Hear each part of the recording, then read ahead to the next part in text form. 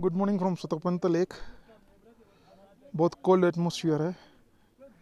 ये कुंड में ब्रह्मा विष्णु महेश त्रिदेव यहाँ स्नान करने आते हैं एकादशी के दिन, और आज एकादशी है।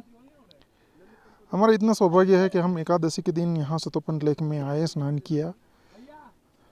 ये बहुत दिव्य प्लेस है, जैसा तैसा प्लेस नहीं है कि 11 के दिन अगर आते हो तो उसका बहुत महत्व होता है, क्योंकि 11 के दिन जैसा मैंने बताया ब्रह्मा विष्णु महेश तीनों यहाँ पे स्नान करने आते हैं।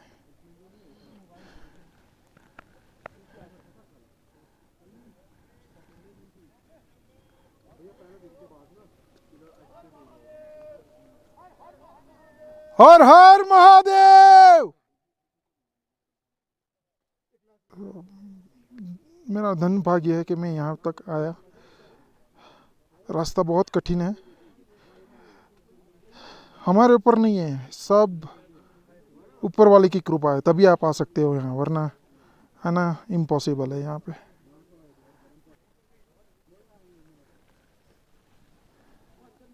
ये वीडियो मैं इसलिए बना रहा हूँ कि मुझे आप लोगों को बताना है कि हमारे इतने सनातन धर्म कितना पुराना है, इतना महत्व क्यों है। स्कंद पुराण में भी इसका उल्लेख किया गया है। ये सतोपंत लेक पे पांडवों में से भीम ने अपना देह त्याग यहाँ किया था। केवल युधिष्ठिर आगे स्वर्गारोहिणी तक गए थे, फिर वहाँ से वो स्वर्ग के लिए गए थे।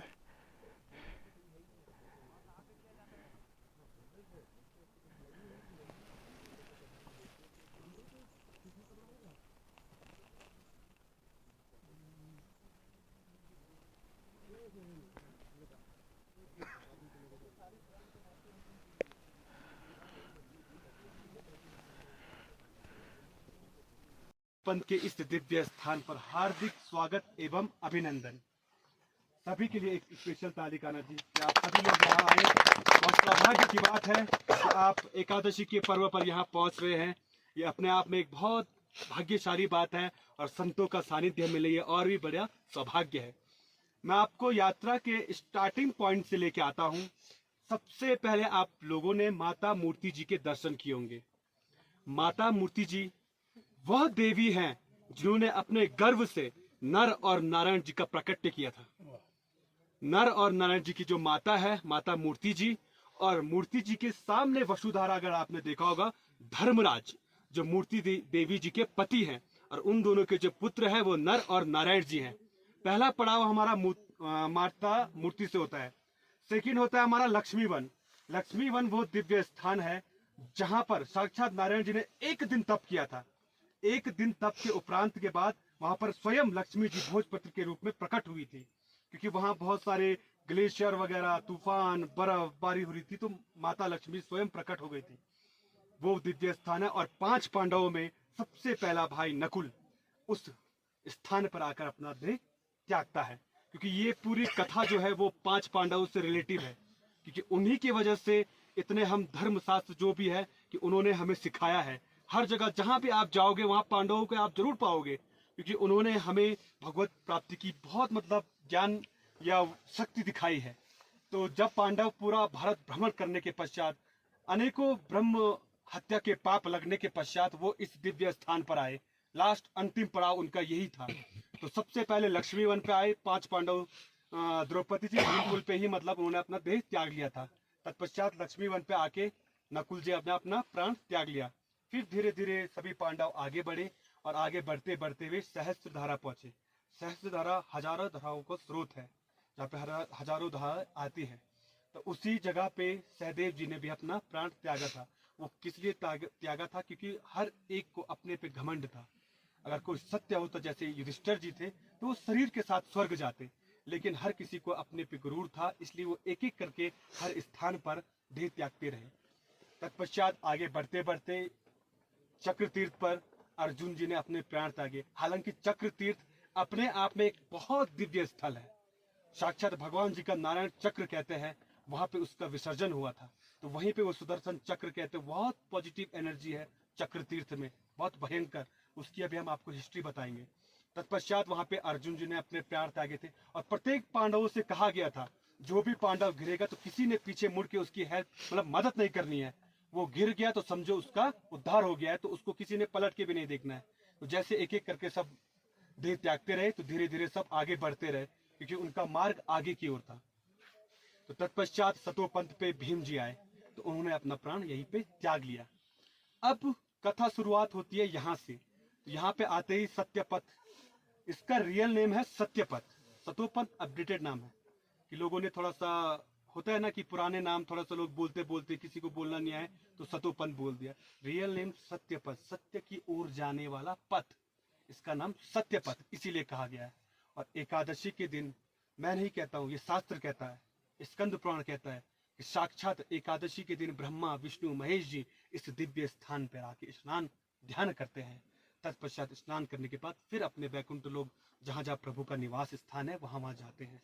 तो ये सतोपंथ की हिस्ट्री है कि यहाँ इतनी दिव्य स्थल है कि यहाँ पे स्वयं भगवान जी स्नान करने ध्यान करने आते हैं।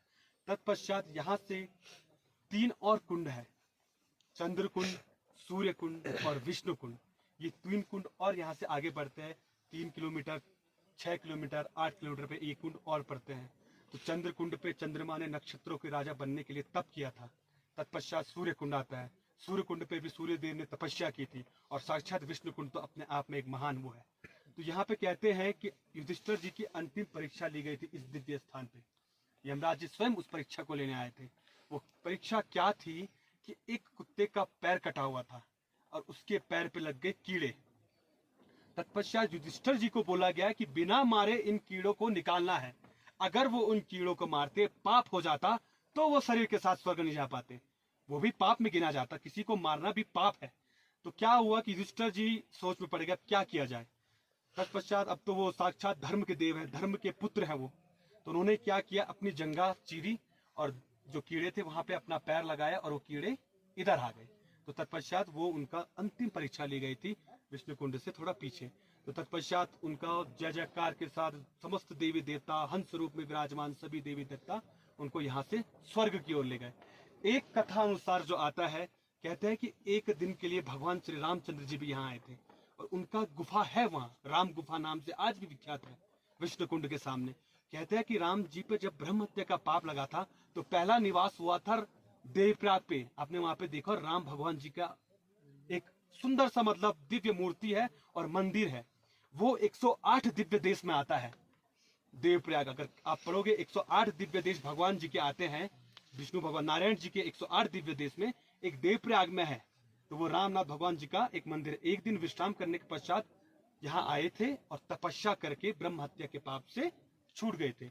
तो ये इस दिव्य स्थान है। इसके बीच में मैंने आज आपको बताया भी था, सहस्त्रधारा के सामने अलकापुरी। अलकापुरी यक्षराज कुबेर जी की नगरी, राजधानी, उनका निवास स्थान, बहुत भयंकर। उनका यक्ष किन्नर सभी मतलब यहाँ रहते थे। तो अलकापुरी उनकी राजधानी है जहां से माँ अलकनंदा का उद्गम स्थल है। उद्गम स्थल उतनी मान्यता होती है, कहते हैं जिसने उद्गम स्थल के दर्शन करे साक्षात भगवान के दर्शन हो जाते हैं, क्योंकि उद्गम स्थल की इतनी मान्यता है। चाहे आप गंगा जी के दर्शन करते हो, गौमुख तपोवन में जो उद्गम स्थल होता है, और दूसरी यहाँ अलकनंदा है। अलकनंदा को विष्णुपदी कहा गया है, साक्षात विष्णु भगवान जी के चरणों से निकलती। हालांकि वो निकलती विष्णु कुंड के चरणों से, विष्णु कुंड से ही उसका प्राकट्य है, पर दिखती वो अलकापुरी पे है जो उसकी नगरी है यक्षराज कुबेर की। तो कहता है एक बार क्या हुआ, यक्षराज कुबेर जी की नगरी अलकापुरी से सामने एक पर्वत दिखाई देता है, वो है मुकुट पर्वत। एक कथा अनुसार आता है कि वहां पर तिरुपति बालाजी ने भगवान कुबेर जी से कर्ज लिया था। वो आज भी उस, मैंने अभी आपको बताया था कि प्रत्यक्षम किम प्रमाणम, आज भी हमारे पूर्वजों ने कर्ज दिया हुआ वो पात्र रखा है। तो आप विश्वास नहीं मानोगे, इस गुफा जैसे वो पात्र आज भी हमारे गांव पांडुकेश्वर में विराजमान है जिसपे कर्ज दिया गया था। तो वो इतनी बड़ी परात है, इतनी बड़ी परात है कि साक्षात उस समय की परात इतनी बड़ी, वो आज भी इस गुफा से, हाँ कान्हा जी, इससे भी बड़ी वो परात है जिसपे दिया गया था कर्ज।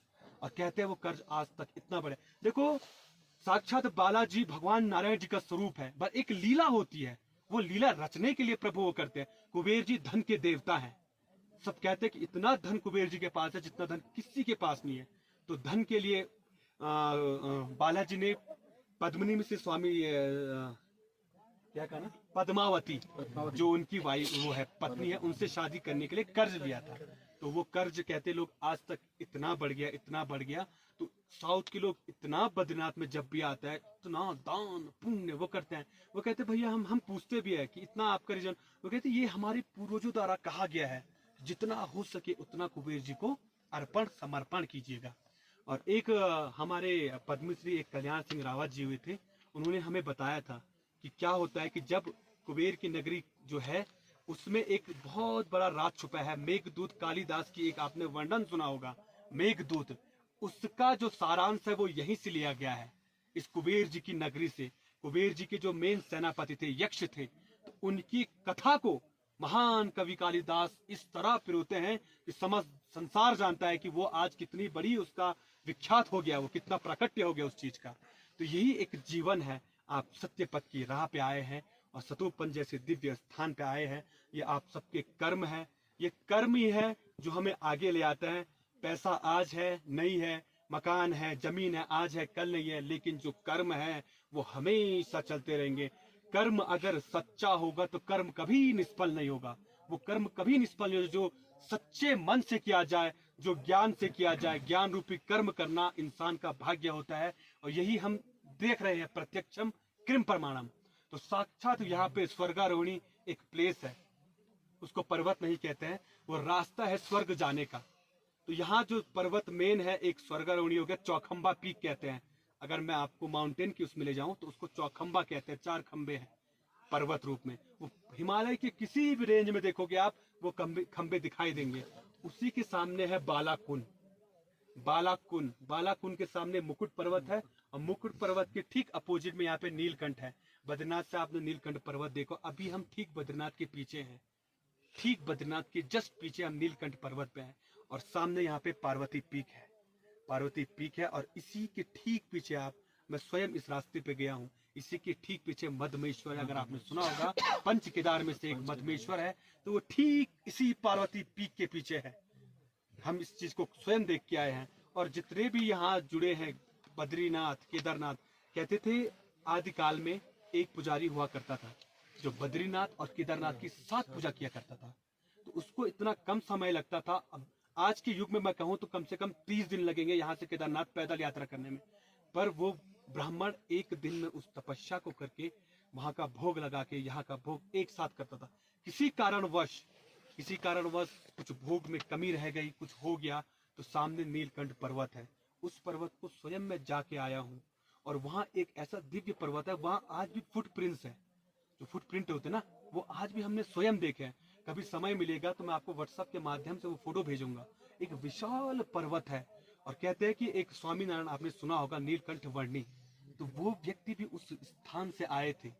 वो चरण जिस भी महान इंसान के हैं, पर वो कथन सत्य है कि यहाँ से हर एक जगह का रास्ता है, एक ऐसे ऐसे दिव्य रास्ता है जिनका हमें ज्ञान नहीं है। और मैं चाहता हूं कि हमें ज्ञान ना भी हो, कुछ चीज ऐसी होती है जिनको राज ही देना चाहिए, मतलब उनका राज कभी भी भेद नहीं खुलना चाहिए, वो हमेशा उसका राज। देखो मनुष्य है, मनुष्य कहीं भी पहुंच सकता है, मनुष्य ने आज कहाँ नहीं पहुंच गया मनुष्य, लेकिन कुछ चीज देवताओं की ऐसी प्रबल होती है कि उनका प्राकट्य करना आवश्यक नहीं होता है। वो मनुष्य के हित के लिए होता है, वो मनुष्य के हित के लिए, उनका अगर उजागर हो गया तो मनुष्य कुछ भी भ्रमित हो सकता है। इसी सतोपंथ की यात्रा पे हमने देखा है बहुत से लोग भ्रमित हो चुके हैं, मतलब माइंड एकदम से काम, अनकंट्रोल, दिमाग एकदम वो हो जाना। क्यों? क्योंकि ये एक ऐसा दिव्य स्थान है, यहाँ पे किया गया पाप बहुत, मतलब ऐसा माना जाएगा कि अगर कोई भी पाप करता है तो उसको मतलब बहुत ज्यादा, पुण्य करोगे तो 100 गुना फल भी मिलेगा, अश्वमेघ यज्ञ का फल भी मिलेगा, लेकिन पाप करोगे उस पाप का दंड भी बहुत ज्यादा मिलेगा। और ये हमने खुद आभास किया इस ट्रैक पे। विगत बहुत सालों से हम इस ट्रैक को कर रहे हैं, पर देखा है हमने कई व्यक्ति आते हैं, बोलना नहीं चाहिए, पर कई व्यक्ति आते हैं, बाहर के व्यक्ति आते हैं, शराब सेवन करते हैं यहाँ, पर उनको हमने भ्रमित होते हुए खुद देखा है अपनी आंखों से। कान्हा जी, लास्ट ईयर 2-3 साल पहले एक व्यक्ति था, वो बिल्कुल भी भगवान नहीं, शराब लेके यहाँ आया था। वो गलती हमारे लोगों की है जो चेकिंग के दौरान उनको पकड़ा नहीं है। किसी कारणवश तो चक्रतीर्थ तक तो ला गया शराब, पर विश्वास मान ऐसा भ्रमित हुआ, आज तक ठीक नहीं हो पाया। तो ये है भगवान की शक्ति। तुम अगर उनके साथ खिलवाड़ करोगे तुम्हारा क्या असर होगा हम नहीं जानते हैं। अगर भक्ति करोगे तो उसका भी उतना ही फल मिलेगा। इसीलिए कहते हैं इस यात्रा पे जितना हो सके भक्ति में से श्रीमन नारायण जी का जाप करते करते, ये ट्रैक नहीं है, किसी भी अगर आदमी को भ्रमित मत होना कि ये हम ट्रैक कर रहे हैं, ये दिव्य यात्रा है। इस यात्रा को करने के बाद मैं नहीं जानता हूँ आपके भाग्य में क्या होगा ये नहीं होगा, लेकिन कुछ ना कुछ आपके इस पे इफेक्ट होगा। ये हमने आभास किया है, हमने बहुत सारी यात्राएं करवाई है, पर इस यात्रा का हमको वर्णन तब मिलता है जब दूर से कहीं गुजरात से भैया का किसी का भी फोन आता है कि हमारा ये हो गया, हमारा ये उद्धार, तब कहीं ना कहीं लगता है कि इस दिव्य यात्रा में कोई ना कोई बात है। और सबसे बड़ी बात है इस यात्रा में जो सेवा है, ये सेवा का बहुत बड़ा पुण्य धाम है। बद्रीनाथ को सेवा का धाम कहा गया है। वहां सेवा जितना करोगे उतना फल मिलता है। और जहाँ इस दिव्य स्थान पर बाबा जी द्वारा, स्वामी जी द्वारा सेवा होना, तो ये अपने आप में सौभाग्य है। और हम उनके सानिध्य में, ये और परम सौभाग्य है। देखिए इतनी दूर कोई व्यक्ति अपना घर परिवार सब त्याग करके जहां सिर्फ सेवा के भाव से, क्योंकि सेवा ही एक ऐसा साधन है। सबसे पहले भगवान, आप भगवान को पर क्या कहोगे कि मंत्र पढ़ना है, ये पढ़ना है। जब तुमने किसी व्यक्ति की में अगर नारायण ढूंढ, कहते हैं ना कि एक प्रसंग आता है कि जिस व्यक्ति में नर में नारायण ढूंढ लिया उसको कुछ करने की जरूरत नहीं है। जब हम इंसान एक दूसरे के काम आएंगे तभी ना हम थोड़ा ऊपर बढ़ेंगे, तभी ना हम भगवान को पाने की, जब हम आपस में प्रेम करेंगे तभी तो हम भगवान जी से वो करेंगे। ये डायरेक्टली आप भगवान जी से कुछ मांगो ये मिल जाएगा, ऐसा बिल्कुल भी नहीं होने वाला है। जब तक आप कर्म नहीं करोगे, जब तक आप इंसान को नहीं समझोगे, इंसान को नहीं समझेगा, तो भगवान तो बहुत दूर की बात है। भगवान कहेगा जब इंसान को नहीं समझ रहा है तो काहे कि मेरी भक्ति का वो करता है। जब तक भक्ति अगर पाना है तो भक्ति का सिर्फ एक मार्ग है। किसी भी व्यक्ति को कोई बोलते इस जीवन में तुम करने क्या आए हो, इस जीवन का एक ही, मेरे हिसाब से इस जीवन का एक ही धर्म है, भगवत प्राप्ति। मानव जीवन का एक धर्म है, भगवत प्राप्ति। इस जीवन में हम अपने कर्मों को बढ़ाने आए हैं, अपने पाप कर्म इन सब से छुटकारा का, यही तो इंसान जीवन है ना। इसी में हम सब चीज कर सकते हैं, पाप भी इसी में कर सकते हैं, कर्म भी इसी में कर सकते हैं। पर इस जीवन का एक ही उद्देश्य है, भगवत प्राप्ति, बस यही एक जीवन का एक रहस्य है। बाकी आप सभी लोग यहाँ आए, मुझे बहुत अच्छा लगा। और भी लोग आते हैं, बहुत अच्छा लगता है, सब निस्वार्थ भाव। आज तक हमारे ग्रुप में कभी ऐसा नहीं हुआ कि कोई व्यक्ति वापस लौटा होगा। सभी व्यक्ति, आज तक हमारा एक भी ट्रैक नारायण जी की कृपा से, चाहे कितना भी बीमार व्यक्ति था, कुछ भी था, वो सतोपंथ आया। बस ये नारायण जी की कृपा थी। और आप लोग आए, बाहर जाइएगा। देखो अपना सनातन धर्म को जीवित रखने के लिए आदमी क्या करता है, जब लोगों को बताता है। आपके आसपास भी मठ मंदिर होंगे, कोई पुरानी इतिहास की चीज होगी, उसका प्राकृतिक करना ही तो सनातन धर्म को बचाना है। सनातन धर्म कैसे बचेगा जब तक हम इस चीज के बारे में लोगों को बताएंगे नहीं, वरना ये एक रहस्य रह जाएगा। सतोपंथ के बारे में आपको पता है, आपने 3 लोगों को बताया, उन 3 ने और 3 को बताया, ऐसे करके ही तो धर्म का वो होगा। नहीं तो धर्म की सुरक्षा कैसी की जाएगी? मार काट करके कोई धर्म की सुरक्षा नहीं होती है। धर्म की सुरक्षा जब तक लोगों को बताया नहीं जाए। और धर्म की सुरक्षा कौन करते हैं? जो हमारे व्यास जी होते हैं, जो हमें बताते हैं, जो कथावाचक होते हैं, वो अपने कथाओं के बारे में जब हमको बताते हैं। इसीलिए पहले हम भी इतनी कथा नहीं सुनते थे, जब सतोपंथ में आए तब एक भी कथा हम बद्रीनाथ में मिस नहीं करते हैं, सुनने जरूर जाते हैं, क्योंकि वो सुनना अपने आप में सौभाग्य, तभी तो सनातन धर्म जिंदा रहेगा, जीवित रहेगा। तो ये हमारा कर्तव्य है कि हमें अपने सनातन धर्म को जीवित रखना है, तो इसका उजागर करना पड़ेगा। जो सत्य है, ये नहीं कि हम झूठ झूठ कुछ भी बोल दे तो सनातन धर्म नहीं। सनातन धर्म सत्य पर है।